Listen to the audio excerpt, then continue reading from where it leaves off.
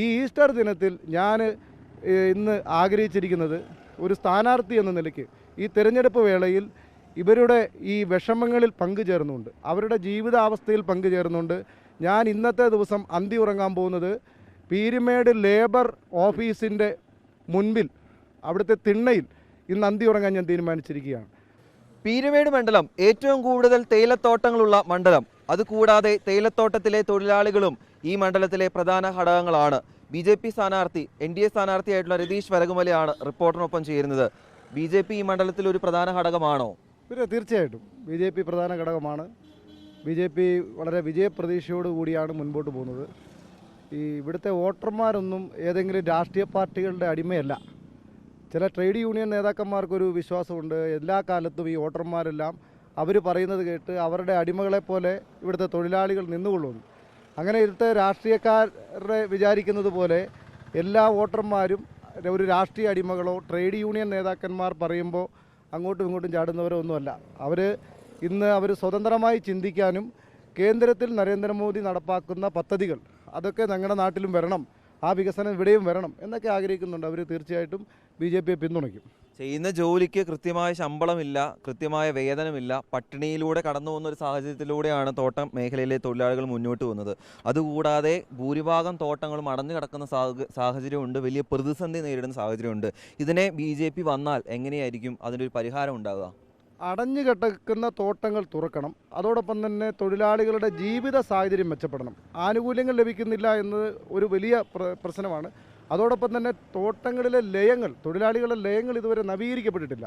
അവരുടെ ജീവിത സാഹചര്യം അത്രയേറെ ശോചനീയമായ സാഹചര്യത്തിലാണ് അവർ ജീവിക്കുന്നത്. BJP ഇവിടെ ജയിച്ചു വന്നു കഴിഞ്ഞാൽ ഈ ടീ എസ്റ്റേറ്റ് ഡെവലപ്മെൻറ്റ് കോർപ്പറേഷൻ, കേന്ദ്ര സഹകരണ മന്ത്രാലയത്തിൻ്റെ സഹായത്തോടു കൂടി ടീ എസ്റ്റേറ്റ് ഡെവലപ്മെൻറ്റ് കോർപ്പറേഷൻ രൂപീകരിച്ചുകൊണ്ട് തോട്ടം മേഖലയിലെ മുഴുവൻ പ്രശ്നങ്ങളും പരിഹരിക്കുന്നതിന് ആദ്യമായി 1000 കോടി രൂപയുടെ സ്പെഷ്യൽ പാക്കേജ് നടപ്പാക്കും.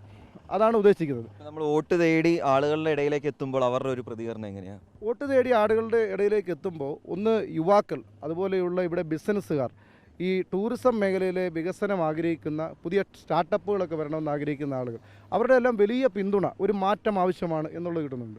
കൂടാതെ നമുക്ക് തോട്ടം മേഖലയിൽ നിന്നാണ് ഏറ്റവും കൂടുതൽ പിന്തുണ ലഭിക്കുന്നത്. ഞാൻ ഈ തോട്ടം മേഖലയുടെ യാത്ര ചെയ്തപ്പോൾ അവിടുത്തെ അമ്മമാരായിട്ടുള്ള ആളുകളുടെ അവസ്ഥ അവർ നമ്മളോട് തുറന്നു പറഞ്ഞതാണ്. കുടിവെള്ളമില്ല, പല ലയങ്ങളിലും താമസിക്കുന്നവർക്കൊരു ഗ്യാസ് കണക്ഷൻ പോലുമില്ല. പക്ഷേ ഈ ജൽജീവൻ മിഷനും ഉജ്ജ്വൽ യോജനയും പദ്ധതികളൊക്കെ ഈ നാട്ടിൽ സൗജന്യമായി കുടിവെള്ളം എത്തിക്കാനും ഗ്യാസ് കണക്ഷൻ എത്തിക്കാനുമൊക്കെ കേന്ദ്ര സർക്കാർ നടപ്പാക്കുന്നുണ്ട്. അതൊന്നും ഇവിടെ എത്തിക്കുന്നില്ല. ഇവിടുത്തെ പ്രാദേശിക ഭരണകൂടങ്ങൾ അതിനുവേണ്ടി തയ്യാറാകുന്നില്ല. പല ആളുകൾക്കും അതിനെക്കുറിച്ച് അറിവ് തന്നെയില്ല. അപ്പോൾ അതുകൊണ്ട് കേന്ദ്ര സർക്കാർ പദ്ധതികൾ നടപ്പാക്കുന്ന പരിശോധിക്കുന്നതിന് വേണ്ടി BJP വിജയിച്ച് വന്നു കഴിഞ്ഞാൽ ഈ നിയോജക മണ്ഡലത്തിൽ സെൻട്രൽ സ്കീമിൻ്റെ ഒരു മോണിറ്ററിംഗ് സെൻറ്റർ നമ്മൾ ആരംഭിക്കും. അതുപോലെ മറ്റൊരു കാര്യം എനിക്ക് ഈ അവസരത്തിൽ പറയാനുള്ളത്, ഇന്നൊരു ഈസ്റ്റർ ദിനമാണ്.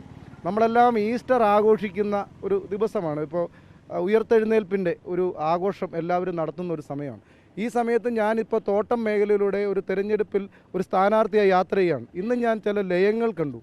ലയങ്ങളിലെ അവരുടെ ജീവിതാവസ്ഥ, നമ്മളെല്ലാം എത്ര ഈസ്റ്റർ ആഘോഷിച്ചാലും അവർ കരിപുരണ്ട ജീവിതങ്ങൾ പോലെ ലയങ്ങളിൽ ജീവിക്കുന്ന അവസ്ഥ, അവരുടെ പല ലയങ്ങളിലും നേരെ ചൊവ്വേ ഒന്ന് അന്തി ഉറങ്ങാൻ പറ്റുന്ന സാഹചര്യമില്ല. ഇപ്പോൾ മഴ നനഞ്ഞും അങ്ങനെയൊക്കെയുള്ള ലയങ്ങളിൽ നിന്ന് പല ആളുകൾ വിട്ടിട്ട് വാടക വീടുകളിലേക്ക് പോയിട്ടുണ്ട്.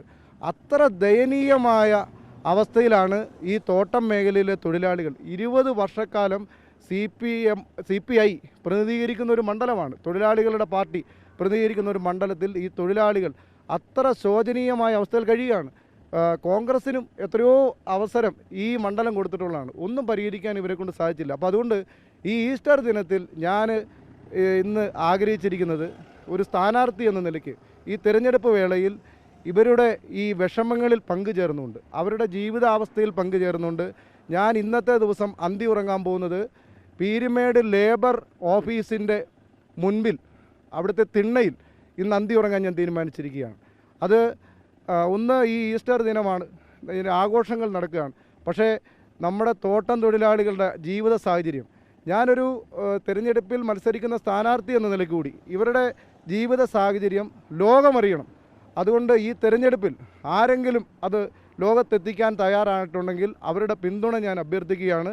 ഈ ഈസ്റ്റർ ദിനത്തിൽ തൊഴിലാളികളുടെ ജീവിത സാഹചര്യം അതിനോട് അവരുടെ ആ ജീവിത സാഹചര്യത്തിൽ ഐക്യദാർഢ്യം പ്രഖ്യാപിച്ചുകൊണ്ട് അല്ലെങ്കിൽ അവരുടെ അതായത് ജീവിക്കാനുള്ളവരുടെ ചെറുത്തുനിൽപ്പുകൾക്ക് ഐക്യദാർഢ്യം പ്രഖ്യാപിച്ചുകൊണ്ട് ഇന്ന് ഞാൻ എൻ്റെ എല്ലാ ഭൗതിക സൗകര്യങ്ങളും ഉപേക്ഷിച്ചുകൊണ്ട് ലേബർ ഓഫീസിൻ്റെ മുൻപിൽ ഇന്ന് അന്തി ഉറങ്ങാൻ തീരുമാനിച്ചിരിക്കുകയാണ്. എന്താണെങ്കിലും പീരുമേട് മണ്ഡലത്തിലെ തോട്ടം മേഖല സമാനതകളില്ലാത്ത പ്രതിസന്ധിയിലൂടെയാണ് മുന്നോട്ട് പോകുന്നത്. തോട്ടം തൊഴിലാളികളുടെ വോട്ട് ഏറ്റവും പ്രധാനപ്പെട്ടതാണ്. അവർ മാറി ചിന്തിക്കുമോ എന്നുള്ളതാണ് കാത്തിരുന്ന് കാണേണ്ടത്. അവരുടെ അടിസ്ഥാന ആവശ്യങ്ങൾ പോലും നിറവേറ്റാൻ കഴിയാത്ത സാഹചര്യമുണ്ട്. അങ്ങനെയുള്ള ആളുകൾ BJPക്ക് വോട്ട് ചെയ്യുകയാണെങ്കിൽ ജയിച്ചു വരാമെന്ന പ്രതീക്ഷയിൽ തന്നെയാണ് BJP സ്ഥാനാർത്ഥിയായിട്ടുള്ള രതീഷ് വെറകുമേലെയുള്ളത്. വീഡിയോ ജേർണലിസ്റ്റ് ജിതിൻ മാങ്ങാനത്തിനൊപ്പം റിപ്പോർട്ടർ രാഹുൽ സുരേഷ്, റിപ്പോർട്ടർ ഇടുക്കി.